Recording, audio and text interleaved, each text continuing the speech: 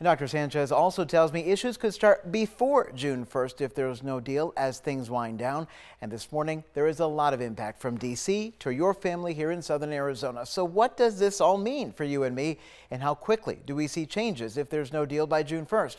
I asked Michael Triberg about that. It would be a very big deal if they do not reach an agreement. The government's already agreed to spend all this money. So now we just don't have the means to do it. It's like I go to buy a car and I sign the paperwork and I drive the car home. And then I go back and ask for a credit increase 2 weeks later. So if I'm watching this and I'm, paying the bills every month, why is this going to impact me? So it's going to impact everybody across the board. If the debt ceiling is not raised, it's likely to create financial turmoil that we've never seen.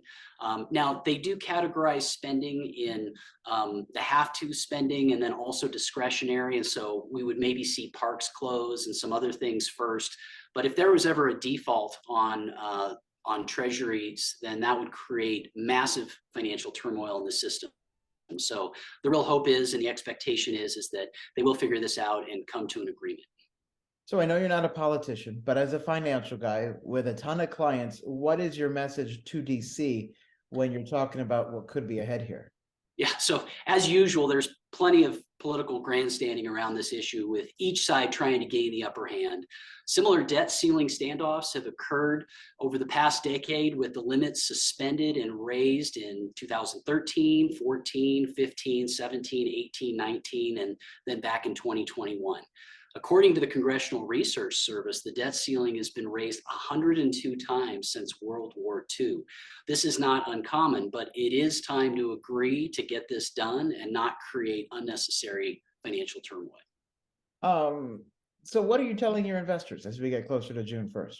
Yeah, good question. Well, fortunately, despite the headlines and investor concerns, the episodes of the debt ceiling debate in the past have had little long-term impact on the markets because it always has been raised. The U.S. has never defaulted on its debt, and nearly all economists and policymakers agree that doing so would lead to so much turmoil in the financial markets and increase borrowing costs for businesses and everyday citizens like you and me. So the hope is that everyone will come to their senses and get this raised so we don't have this turmoil.